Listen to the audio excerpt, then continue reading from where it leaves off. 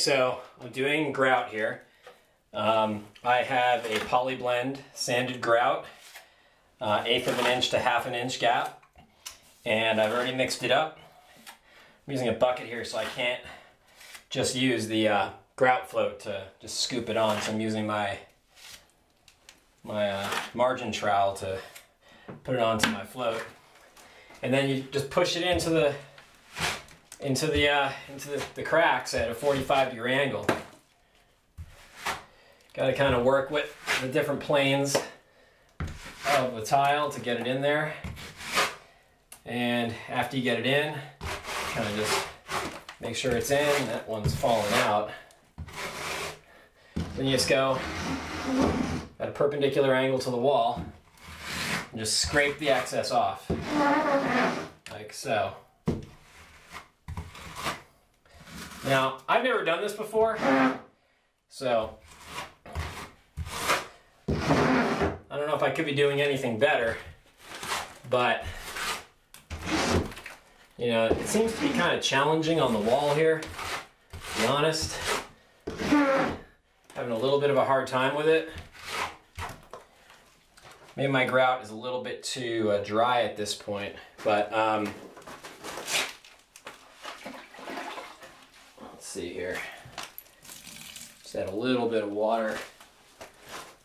I think that's probably part of my problem.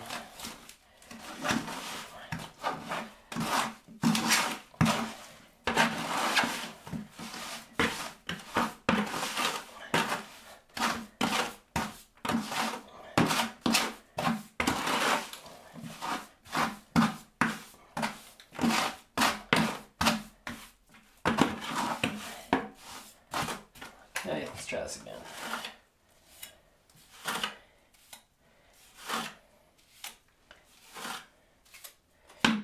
Okay, so just get that grout on the grout float, and you push it into the seams between the tiles at approximately a 45-degree angle.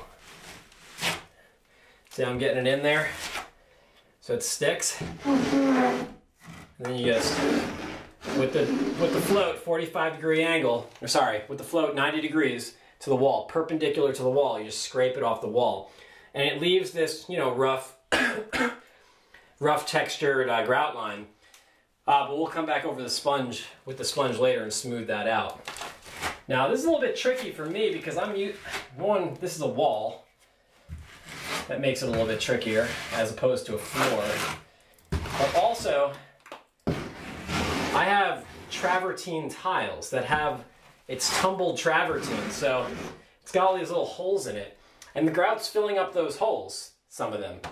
You can see around here, it's what's happening. There's really nothing I can do about that, so I'm just going with it.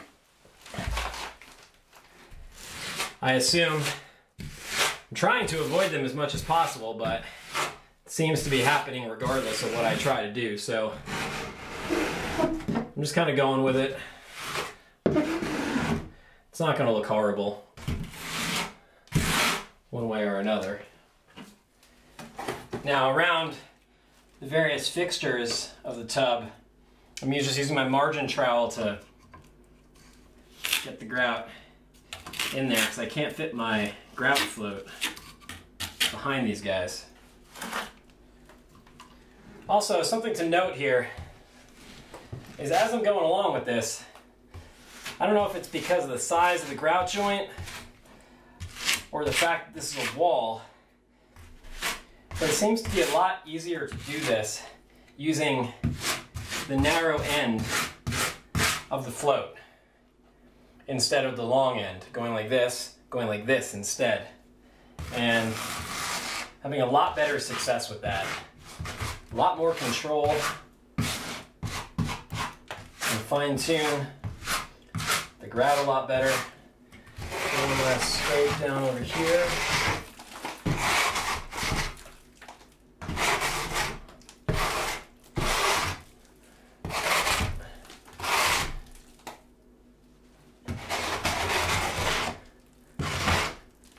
The excess grout off the wall, off the tile.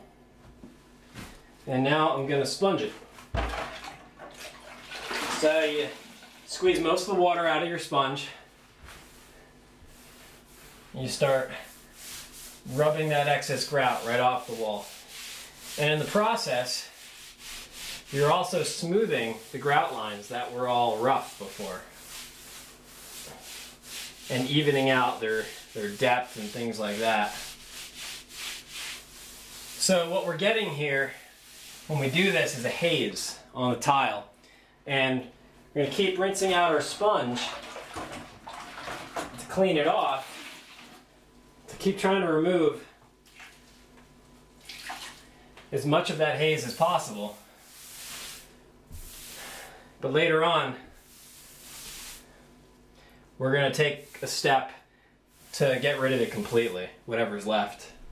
So after you have sponged off the grout, you give it a couple hours for this haze to form. And then you take a clean, like used t-shirt or towel, or cheesecloth is actually the best thing, and you just wipe off the haze like you would wax off a car. Just like that. Now you want to wait until a couple hours because you want that grout to be set up enough so it doesn't get moved or shifted or textured when you're rubbing the tiles with the cloth.